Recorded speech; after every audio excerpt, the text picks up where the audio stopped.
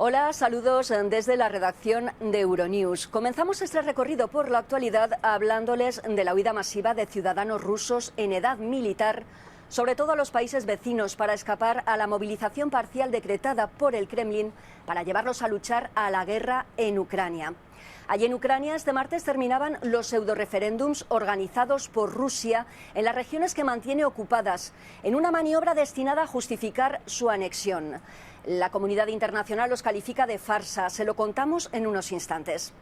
Y seguimos muy pendientes del huracán Ian, que tras su devastador paso por Cuba se dirige a la costa oeste de Florida, convertido en un monstruo que roza la categoría 5. Este es el ojo del huracán, extremadamente peligroso según el Centro Nacional de Huracanes de Estados Unidos. Dice que podría causar daños fatales, vientos catastróficos e inundaciones. Más de 2,5 millones de personas están bajo órdenes de evacuación obligatoria. Y un día más viajamos a Irán tras una nueva noche de protestas por la muerte de la joven Mahsa Amini, tras ser detenida por la policía de la moral por llevar mal puesto el velo. Amnistía Internacional ha confirmado que hay decenas de muertos y cientos de heridos. Es miércoles 28 de septiembre. Comenzamos. Casi 100.000 rusos han cruzado la frontera a Kazajistán en la semana del anuncio de la movilización militar. El gobierno kazajo promete no repatriar a los que huyen del alistamiento. Suecia y Dinamarca dicen tener evidencias de que las fugas producidas en el Nord Stream 1 y 2 son parte de un sabotaje. La UE promete una respuesta contundente. Lula da Silva moviliza a artistas internacionales para pedir el voto en Brasil y sacar del poder a Bolsonaro a pocos días de las elecciones. Amnistía Internacional confirma los ataques de las fuerzas de seguridad iraníes contra la población durante las protestas por la muerte de Mahsa Amini. Unos 98.000 rusos han cruzado a Kazajistán en la última semana tras el anuncio de la movilización parcial del presidente Vladimir Putin. Kazajistán y Georgia se han convertido en los destinos más populares para los que cruzan en coche, bicicleta o a pie. El temor a ser llamados para luchar en la guerra de Ucrania ha llevado a cientos de hombres de todas las edades a huir de Rusia. La movilización fue anunciada como parcial, pero según los documentos parece ser una movilización completa y las palabras del presidente no se corresponden con lo que está escrito en el papel. La gente que está aquí teme que tarde o temprano se anuncie una movilización total y entonces nadie podrá cruzar las fronteras, dijo este joven ruso que prefirió no dar su nombre ante las cámaras. Por su parte, el gobierno de Kazajistán dice que garantizará la acogida de los ciudadanos rusos. Sin embargo, el presidente kazajo quiso dejar muy claro su posición sobre las ambiciones de Rusia. La integridad territorial de los estados debe ser inviolable. Este es el principio fundamental. Siempre he manifestado esto de forma abierta y clara en el ámbito internacional. Kazajistán promete que no repatriará a los que huyen de la movilización militar, a menos que estén en una lista internacional de personas buscadas por cargos criminales. Los miembros del Consejo de Seguridad de la ONU han denunciado el martes a Rusia. El motivo son las 4 consultas populares que se han llevado a cabo en Ucrania y según las cuales Moscú considera que una gran parte de la población quiere la anexión. El presidente de la ex República Soviética, Volodymyr Zelensky, descarta negociar con Rusia sobre este asunto. El reconocimiento por parte de Rusia de los pseudo-referendos como algo normal, la implementación del llamado escenario de Crimea y un nuevo intento de anexión de territorio ucraniano significa que no hay nada que hablar con el actual presidente de Rusia.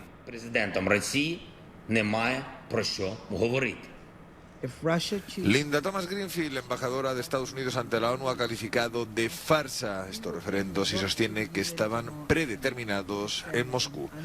También el representante de la diplomacia de Washington, Anthony Blinken, ha prometido que Occidente nunca reconocerá la anexión de territorio ucraniano por parte de Rusia, una postura similar a la del secretario general de la OTAN, Jens Stoltenberg. La farsa de los referendos, la retórica nuclear, combinada también con la movilización de las fuerzas armadas en Rusia, todo esto es una grave escalada del conflicto. Los funcionarios colocados por Moscú en las regiones afectadas afirman que hay un apoyo casi total entre los participantes en las disputadas votaciones sobre la adhesión a Rusia que se empezaron a celebrar el 23 de septiembre. El respaldo, según estas fuentes, habría superado el 85% en las 4 consultas que tuvieron lugar en Zaporilla, Jersón, Lugansk y Donetsk.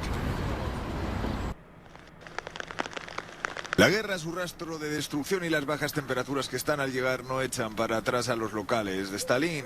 Los ciudadanos de este enclave ucraniano localizado en la región de Kharkov han regresado a sus casas a pesar de que las bombas no han cesado de caer desde que el presidente ruso Vladimir Putin ordenó el inicio de la invasión el pasado mes de febrero. Andrei tiene 53 años y un futuro difícil por delante. Ahora, después de que la casa haya sido destruida, estoy viviendo en este cobertizo. Es lo único que queda sin destruir, en un estado más o menos intacto. Llegué y construí la estufa yo mismo. La invasión rusa está provocando importantes pérdidas materiales en las regiones más golpeadas de Ucrania a pesar de la feroz resistencia del ejército. La ONU calcula que la guerra ha provocado la muerte de alrededor de 6.000 civiles, unos 400 de ellos niños, aunque las cifras podrían ser superiores. Las autoridades de Dinamarca han podido captar en imágenes una de las 3 fugas de los gasoductos Nord Stream 1 y 2 en el mar Báltico, cerca de la costa danesa. La causa de las fugas está siendo aún investigada, pero toma fuerza la sospecha de que se trate de un sabotaje contra la infraestructura energética. De ser cierto, la presidenta de la Comisión Europea, Ursula von der Leyen, ha asegurado que la respuesta del club comunitario será la más fuerte posible contra los responsables. Tanto el gobierno de Dinamarca como el de Suecia defienden la hipótesis del sabotaje según las evidencias. Así lo explicó la primera ministra sueca Magdalena Andersson. Tenemos información de la inteligencia sueca, pero también hemos recibido información de nuestros contactos en Dinamarca. Y basándonos en ella, hemos llegado a la conclusión de que probablemente se trata de un acto deliberado, de que se trate de un sabotaje. Hasta ahora ni von der Leyen ni Andersson han querido especular sobre el posible motivo ni autor del presunto sabotaje, pero sí han resaltado lo inusual del accidente, de que se produzcan 3 fugas en gasoductos distintos al mismo tiempo. Este martes, el Servicio Sísmico Nacional sueco informó de que se habían detectado 2 explosiones submarinas cerca del lugar donde se produjeron los daños. La extraña coincidencia refuerza la sospecha de una acción premeditada. Europa sigue trabajando para dejar de depender del gas ruso. El gasoducto Baltic transportará gas noruego a Polonia a través de Dinamarca a partir del 1 de octubre. La inauguración del mismo llega en un momento delicado tras la detección de 2 fugas en otro gasoducto, el Nord Stream, bajo sospecha de un posible sabotaje ruso. El primer ministro polaco y la jefa de la Dirección General de Energía de la Unión Europea celebraban la nueva conexión. Hoy estamos entrando en una nueva era, una era de soberanía energética, de libertad energética y mayor seguridad. Seguridad energética, pero también seguridad en el sentido más amplio de la palabra.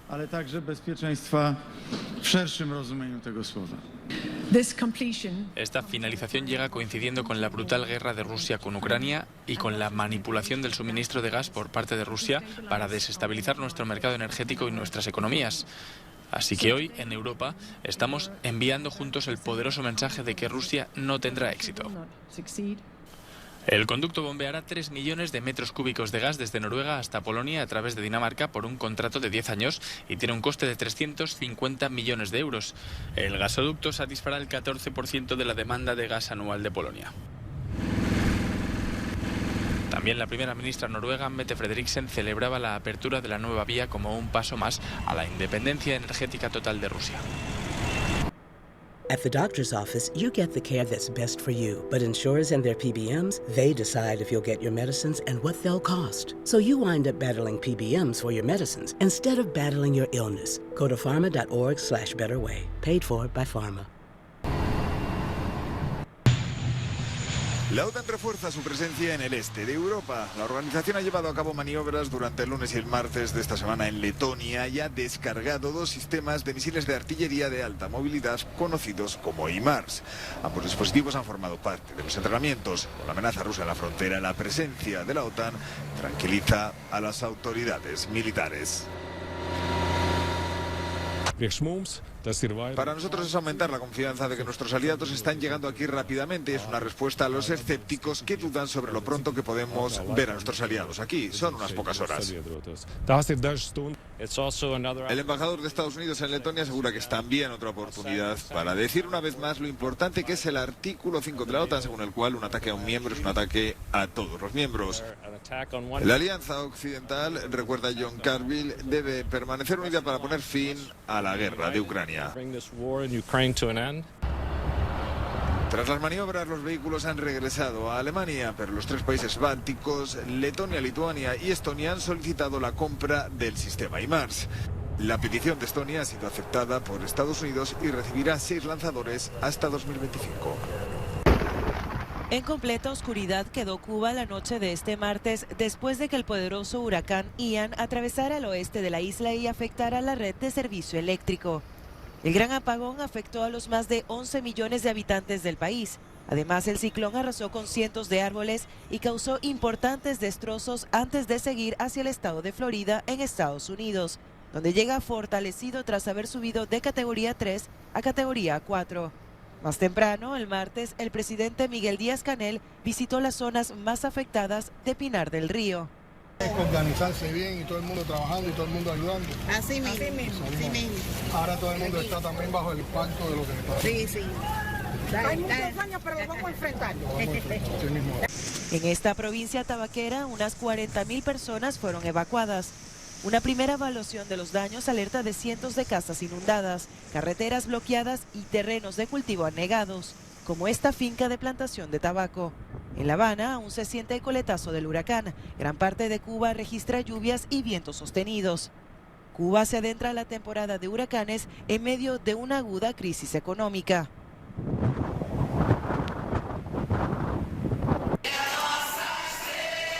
Lula moviliza a artistas de todo el mundo para frenar a Bolsonaro. La ventaja del expresidente llega hasta el 17% sobre el mandatario, según algunos sondeos. Desde Caetano Veloso hasta Roger Waters apoyaron al líder de izquierda para lograr sacar del poder a Bolsonaro, a quien tachó de incompetente, inhumano y genocida. Pero Lula no se ha limitado a atacar los dejes ultraderechistas del presidente. El regreso del hambre, el desempleo récord, la inflación fuera de control, los precios excesivos de los alimentos, el gas y la electricidad, la destrucción de políticas de inclusión, la deuda de las familias y la violencia política. Todo este sufrimiento causado por el actual gobierno forma parte de una de las páginas más desafortunadas de nuestra historia. Páginas más infelices de toda nuestra historia. El izquierdista ha tenido desde el comienzo las encuestas a favor, pero los últimos sondeos mejoran ligeramente sus resultados y le otorgan una intención de voto del 48% frente al 31% de Bolsonaro. Los brasileños acuden a las urnas este domingo 2 de octubre.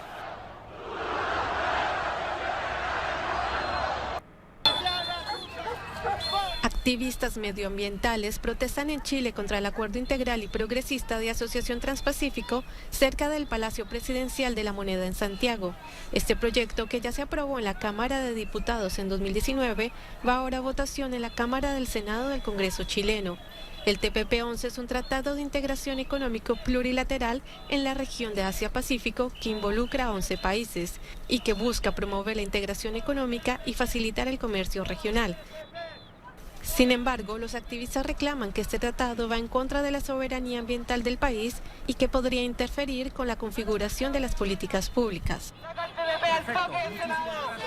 Básicamente nos deja a la merced de transnacionales que puedan ir e invertir en negocios que afecten los ecosistemas, siendo que en Chile la legislación ambiental no está avanzada como en los demás países de los tratados transnacionales. Los manifestantes reclaman que la salud también puede verse afectada debido a la extensión de patentes farmacéuticas que podría subir los precios de los medicamentos. La privatización de la semilla campesina e indígena haría ganar solo a las transnacionales y también reclaman que los megaproyectos mineros y energéticos que se realizan mayoritariamente en territorios indígenas vulneran sus derechos. Según los opositores, el extractivismo promovido por el TPP-11 será un factor acelerante del calentamiento global, siendo que uno de los temas principales que se quieren fomentar con el cambio de constitución es precisamente dar un enfoque ecológico.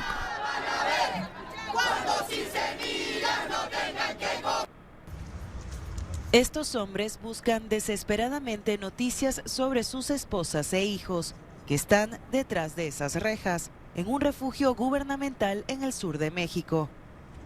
Son al menos una decena de mujeres y menores de edad que fueron rescatados precisamente de la comunidad a la cual pertenecen, ya que, al igual que estos hombres, son parte de una secta judía ultraortodoxa llamada Lev Tahor. Las autoridades mexicanas han detenido recientemente al líder de la secta por estar acusado de crimen organizado y tráfico de personas. Sus miembros defienden la inocencia de su cabecilla y denuncian que el refugio les prohíbe hablar con sus familiares. Por favor, llama a los niños, los encargados, pero ustedes lo capturaron los niños sin orden de juez. ¿Dónde es una orden de juez para capturarlo? La secta es desconocida para la mayoría de las personas, pero no para la policía. Varios integrantes han sido acusados y condenados en varios países por diferentes delitos como secuestro, tráfico de personas, maltrato y abuso infantil.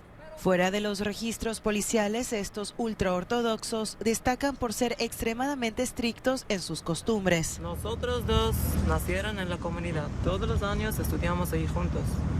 Nadie de los maestros nos golpearon o nos abusaron, nadie. El grupo Lev Tahor fue fundado en Israel y tiene alrededor de 400 miembros activos, la mayoría asentados en México, Guatemala y Estados Unidos. Los que logran escapar, en su mayoría mujeres con niños, suelen ser perseguidos y secuestrados de vuelta a la comunidad. Son ya 12 noches de protestas en Irán lideradas por mujeres tras la muerte de Mahsa Amini y no se ha visto el final de la revuelta, a pesar de que se teme que el apagón de Internet haga que las fuerzas de seguridad intensifiquen una sangrienta represión. Incluso los que se quedaron en casa participaron con cánticos que desafiaban a la teocracia. Amnistía Internacional ha confirmado la existencia de decenas de muertos y cientos de heridos. Las pruebas que hemos recogido sobre el terreno muestran que las fuerzas de seguridad están disparando perdigones metálicos que se utilizan para cazar contra los manifestantes y los transeúntes, y que cientos de mujeres, niños y hombres han resultado heridos. Hemos visto imágenes horribles de manifestantes con heridas en la cabeza, el pecho y el estómago. Las fuerzas de seguridad están disparando perdigones metálicos a corta distancia contra los manifestantes, y esto demuestra la intención de causar el máximo daño.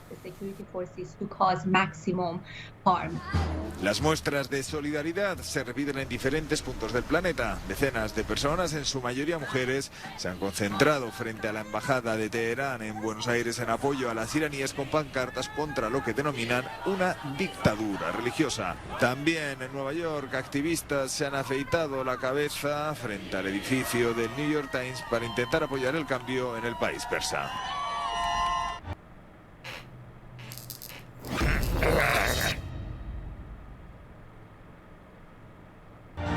Una agenda cargada espera a Giorgia Meloni, la gran ganadora de las elecciones en Italia. La crisis energética, la recesión que asoma, pactar con Bruselas la revisión del plan de recuperación y presentar los presupuestos para enviarlos a Bruselas el 15 de octubre.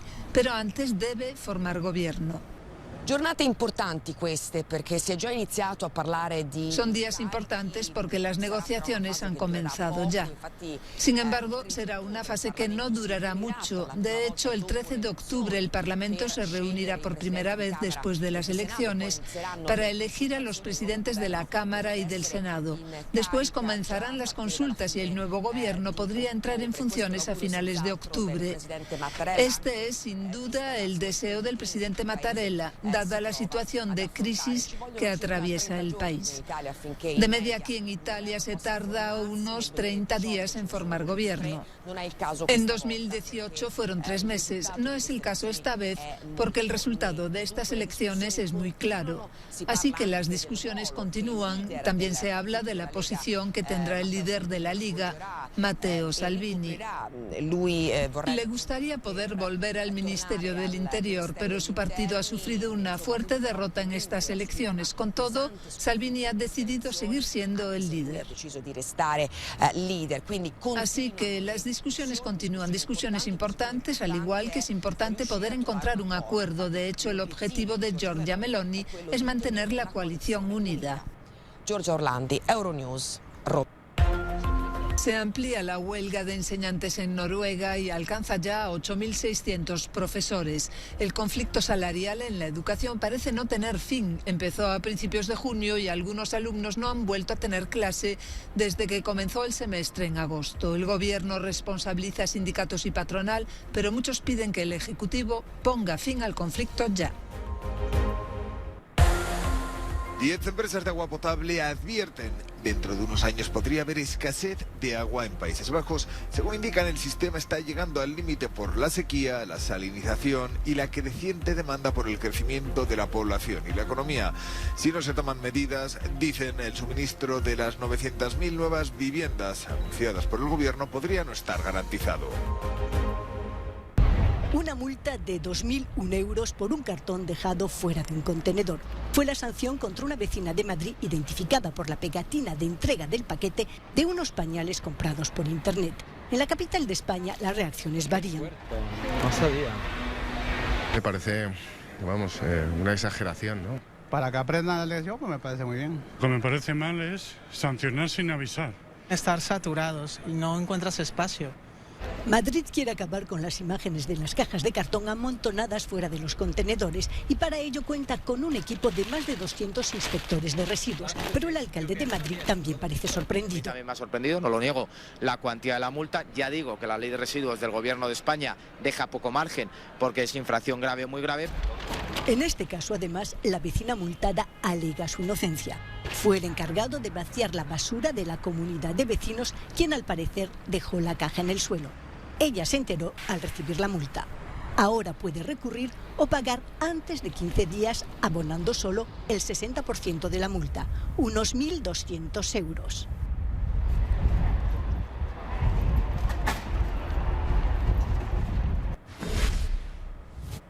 Es temporada de huracanes en el Atlántico y de tifones en el Pacífico. Despedimos este Euronews hoy con imágenes del tifón Noru que ha golpeado el centro de Vietnam. Gracias por su compañía. Hasta mañana.